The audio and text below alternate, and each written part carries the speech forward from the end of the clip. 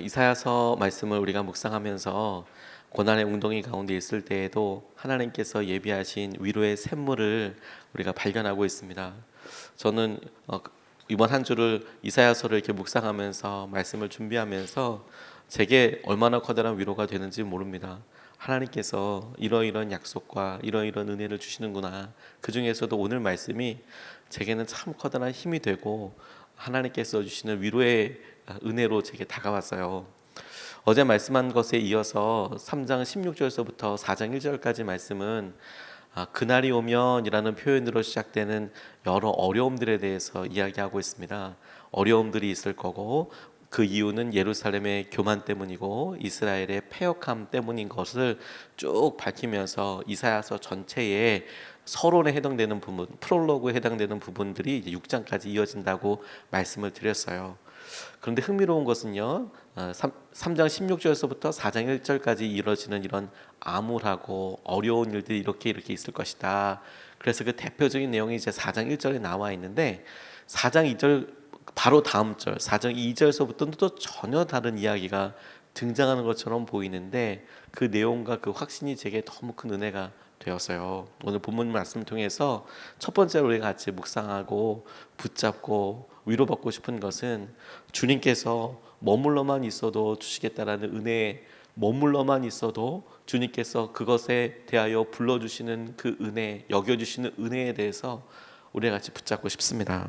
2절, 3절 말씀을 보면 그날이 오면 주님께서 돋게 하신 싹이 아름다워지고 영화롭게 될 것이며 이스라엘 안에 살아남은 사람들에게는 그 땅의 열매가 자랑거리가 되고 영광이 될 것이다. 또한 그때에는 시온에 남아있는 사람들, 예루살렘에 머물러 있는 사람들, 곧 예루살렘에 살아있다고 명단에 기록된 사람들은 모두 거룩하다고 일컬어질 것이다. 이스라엘 안에 살아남은 사람들, 시온에 남아있는 사람들, 예루살렘에 머물러 있는 사람들, 곧 예루살렘에 살아있다고 명단에 기록된 사람들, 이렇게 표현하고 있는 것이 제게 읽으면 읽을수록 묵상하면 묵상할수록 너무 감사한 제목이 됐어요. 예언서를 읽을 때 어렵게 다가오는 부분들이 여기서 말하고 있는 어떤 표현들이 의미하고 있는 바가 무엇인지를 확인할 필요가 있기 때문에 그렇습니다. 말씀드렸듯이 3장 16절에서부터 4장 1절까지 오늘 다 읽진 않았지만 그날에는 어려움이 있을 것이다. 그날에는 하고 표현할 때 그 그날이라는 것이 하나님께서 이스라엘 사람들에게 마치 고난을 허락하시고 어려움을 허락하시고 힘든 일들이 있는 그 가장 정점 그날이 되면 너희들이 너무너무 힘들어할 것이다. 갖고 있는 장신구 패물도 다 뺏기게 될 것이고 심지어 4장 1절에 보면 그날에는 여인들이 결혼을 하지 못해서 그래서 내가 패물도 내가 먹을 것도 내가 모든 것들도 다 알아서 내가 다 할 테니까 그냥 호적의 이름만 올려달라. 그렇게라도 내가 비참하지 않게 해달라. 이런 식으로 얘기할 정도의 시기가 될 것이다 라고 이야기합니다. 그런데 4장 2절에 근데 그날이 오면 이라고 표현이 되어 있는 거예요. 4장 1절까지 이루어졌던 그날에 이루어졌던 어려움, 비참함, 힘든 상황들, 근데 그날 그때도 그날이 오면이라고 표현하고 있는데 4장 2절에 하나님께서 회복하시고 하나님께서 놀랍게 우리를 거룩하게 하실 그날이 오면이라는 표현을 앞뒤를 아무리 살펴봐도 이 날이 다른 날이 아닌 거예요. 무슨 말이냐?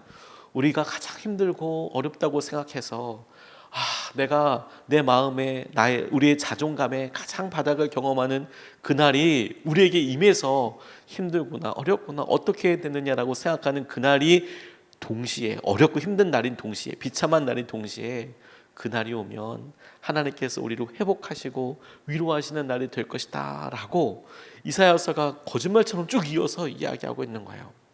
이것이 제게 너무 큰 위로가 된 이유는 요즘 우리가 여러 상황들을 살아가면서 어렵고 힘든 일들을 진짜 많이 경험하잖아요.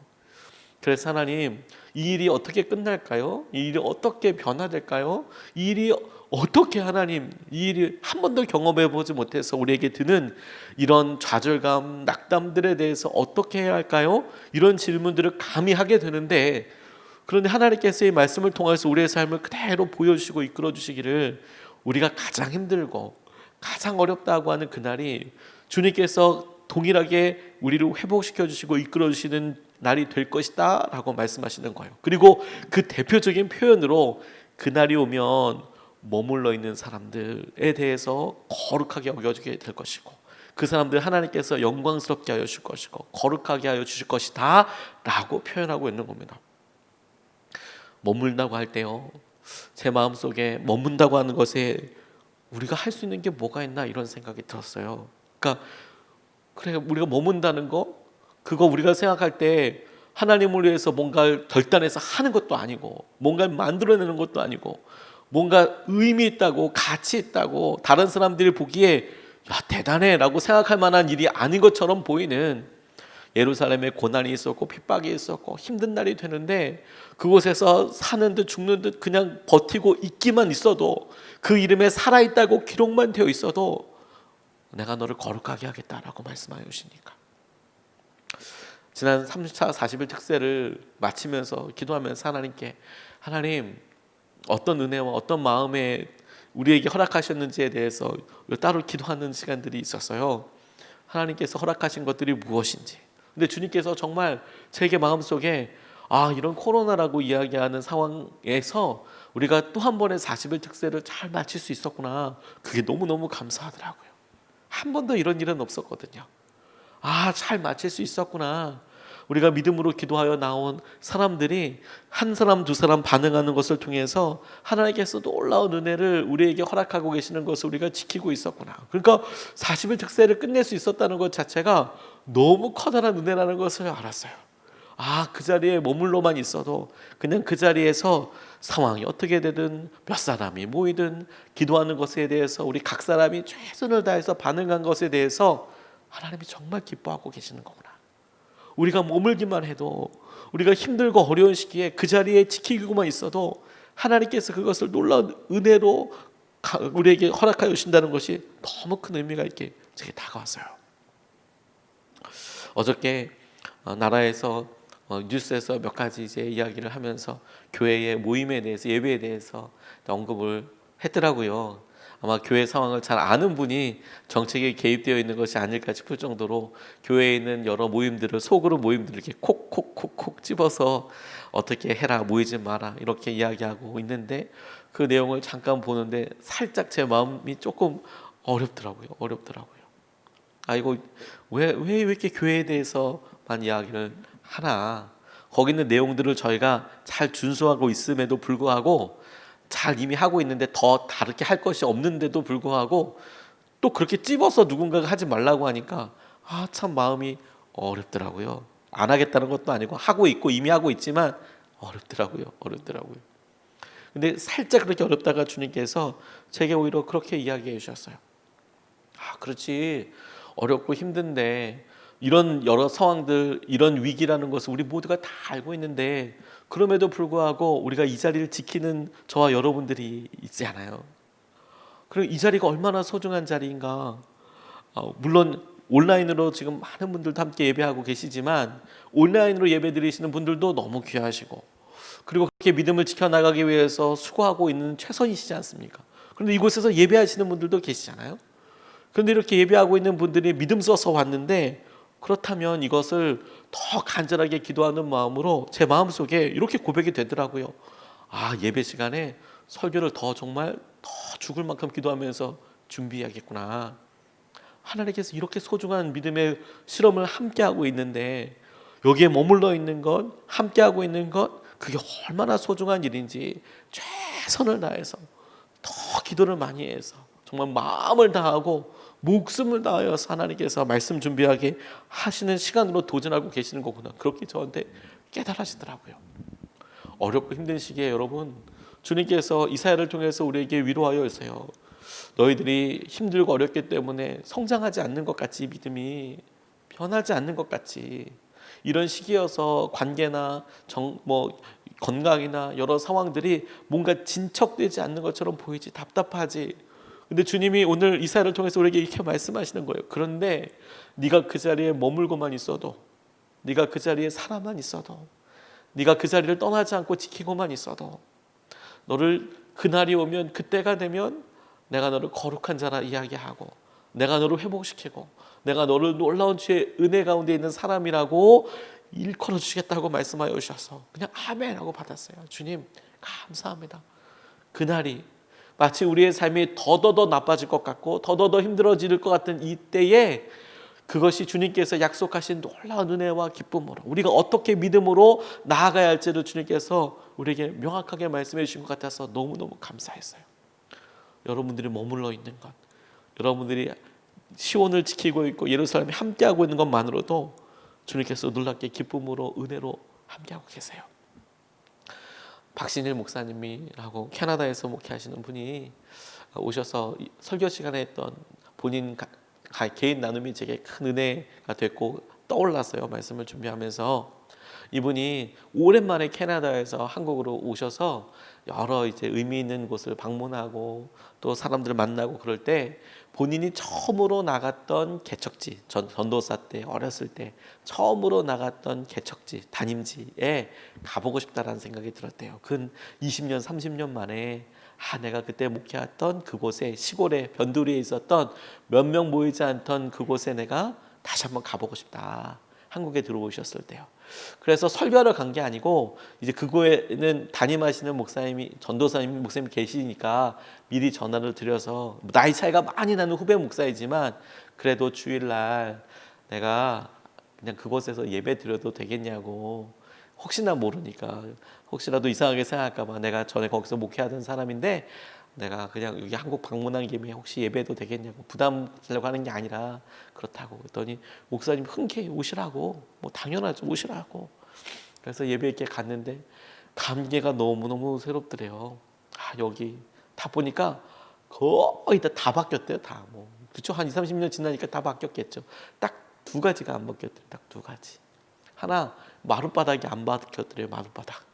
그것도 대단한 것 같아요. 20년 지났는데 다 바뀌었는데 옛날에는 뭐 방석 깔고 마루 위에 이렇게 있었는데 지금은 이제 의자로 바뀌고 가운데 이렇게 화로 난로 이렇게 있었는데 그것도 이제 바뀌고 다 바뀌었대요. 근데 마루 바닥 자체가 안 바뀌었더래요. 그래서 옛날에 그거 막 빡빡빡빡 닦던 거 이런 거 생각이 나더래요. 그게 너무너무 반가웠고 또 하나 안 바뀐 게 있었는데 그게 뭐냐면 거기에 자기가 그때 목회할 때 정말 어린 초등학교 다닌 여자아이가 한 명 있었대요.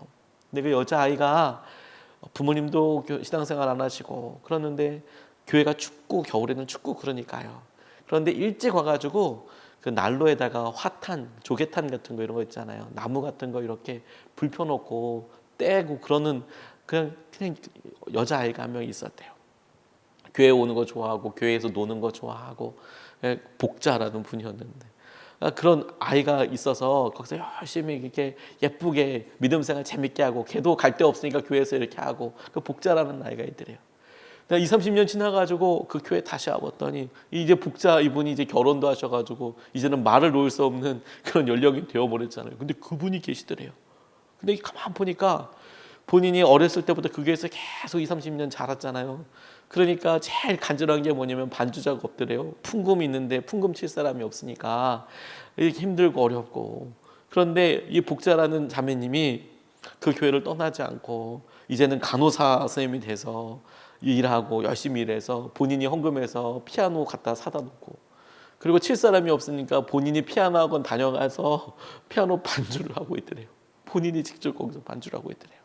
근데 이분이 20, 30년에 가서 그 마룻바닥 보고도 너무너무 큰 은혜를 받았는데 20, 30년 다 변했는데 그런데 그 복자라는 자매님을 보고 마음속에 너무너무 큰 감동을 받았대요.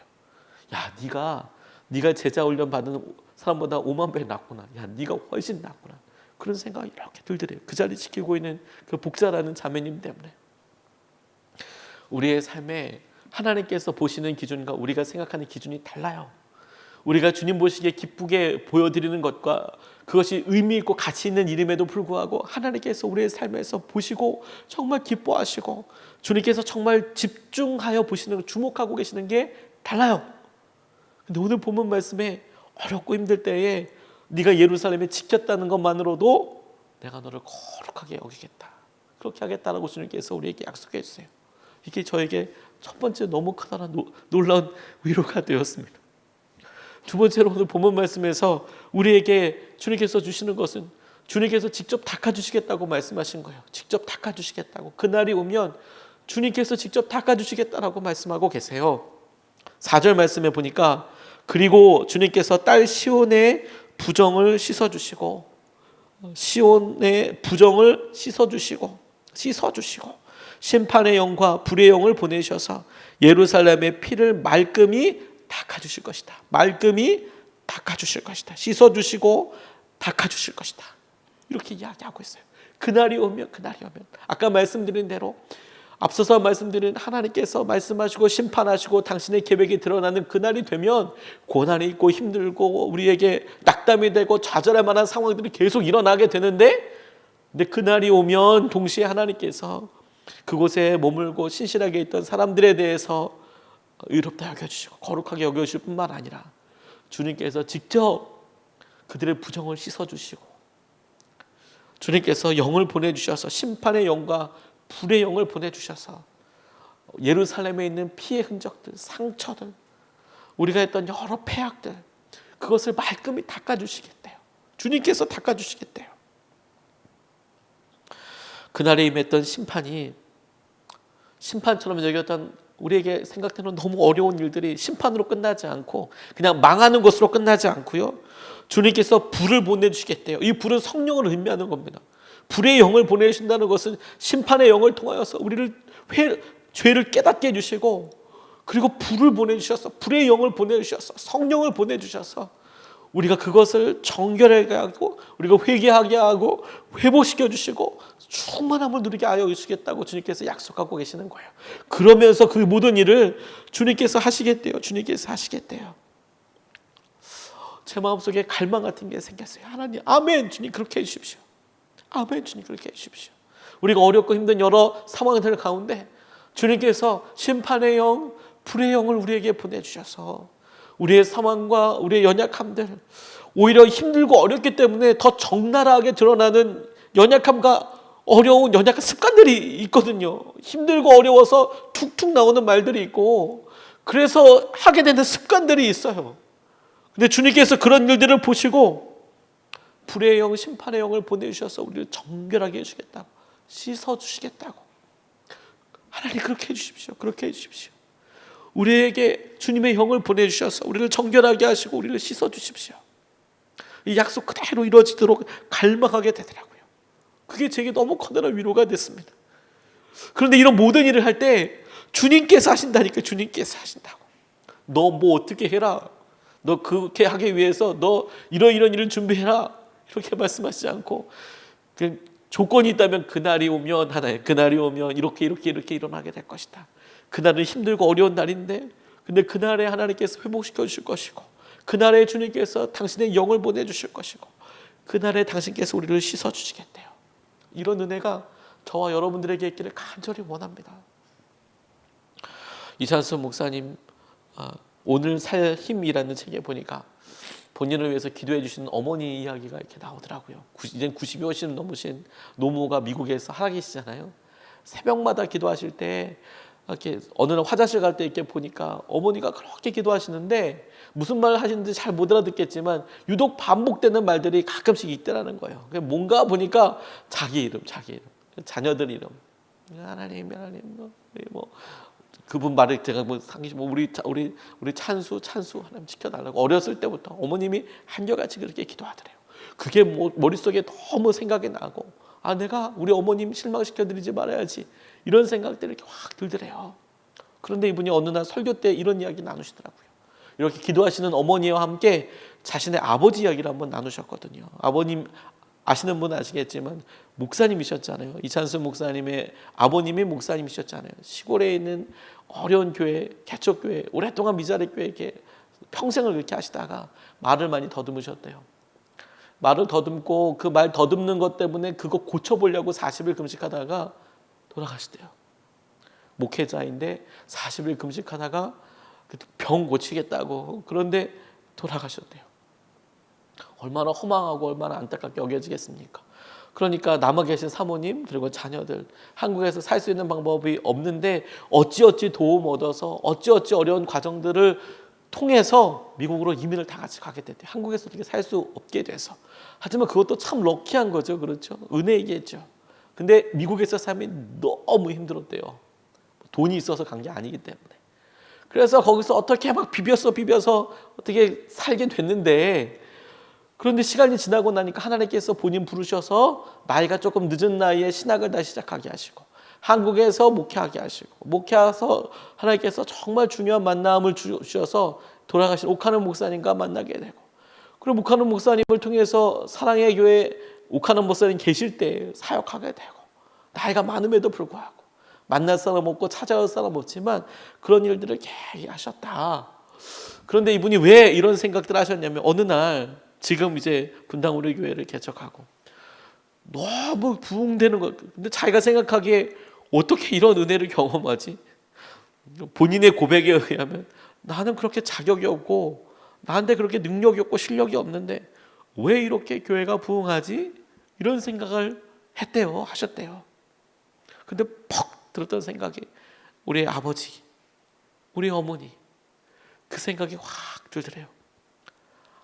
아무 알아준 사람 아무것도 없고, 다른 사람들이 보면 믿음에 실패한 것 같고, 실패한 목사 같고, 어머니 힘 있고 능력 있는 거 아니라 기도밖에 할 수 있는 거 없고 평생 그게 갔는데 내가 왜 이렇게 살고 있지? 왜 이런 은혜, 이런 삶을 내가 어떻게 누리고 있지? 왜 내가 하는 것보다 더 엄청난 인정과 더 엄청난 은혜를 누리고 있지? 생각해 보니까 이거 다 그분들 때문인 거구나. 내가 한 거 하나도 없이 그분들이 다 이끌어가는 거구나. 주님께서 하신 것이구나. 이게 자기 마음속에 너무 깊게 여겨져서, 그래서 너무 은혜가 되었다고 이렇게 이야기하는 것을 설교 말씀을 통해서 들은 적이 있어요. 주님께서 하시는 거예요, 여러분. 주님께서. 그날이 오면, 오늘 우리가 이곳에서 사랑하는 우리 배우자를 놓고, 아내와 남편을 놓고, 자녀들을 놓고 하나님께서 주신 은혜대로 계속 기도하죠. 주님이 이것을 기쁘게 여기신다니까요. 그런데 여러분, 이게 그냥 사라져버리는 게 아니고요, 이게 도대체 무슨 의미가 있어라고 혹여나 우리가 의심한다면 기억하세요. 그날이 오면 주님께서 당신께서 하신 손으로 직접 닦아내실 것이고, 우리를 정결하게 하실 것이고, 주님께서 이 모든 일들을 이루실 거예요. 우리가 그걸 의지해요. 그걸 믿어요. 그래서 우리에게 위로가 돼요. 우리가 연약하고 부족한 것이 여전할지라도, 우리의 삶에 우리가 마음에 들지 않는 부분들, 어려워하는 부분이 여전할지라도 주님의 약속 때문에 우리가 위로를 받아요. 그날이 오면 우리를 주님께서 말끔히 씻어주시겠대요. 그러니 주님 마음껏 그렇게 하시도록 오늘도 우리가 간절한 마음으로 기도했으면 좋겠어요. 성령님 우리에게 오셔서 우리를 그렇게 씻으시고, 우리를 통해서 당신의 뜻을 이루시고, 당신의 계획대로 우리에게 실제가 되게 해주십시오. 두 가지 말씀 같이 나눴습니다. 하나는 머물러만 있어도 주시는 은혜가 있더라. 주님께서 어려운 시기의 상황들 가운데, 우리의 죄 때문이에요. 그것이 심지어 우리의 죄와 우리의 연약함 때문임에도 불구하고 주님께서 말씀하신 그때가 되면 너희가 머물러 있었다는 것만으로도 은혜를 주시는 날이 올 거예요. 그리고 그때가 되면, 그날이 되면 주님께서 우리의 부정을 씻어주시고 우리 안에 있는 피를 깔끔히 닦아주실 거예요. 이것을 놓고 우리가 두 번 나눠서 같이 기도하겠습니다. 첫 번째,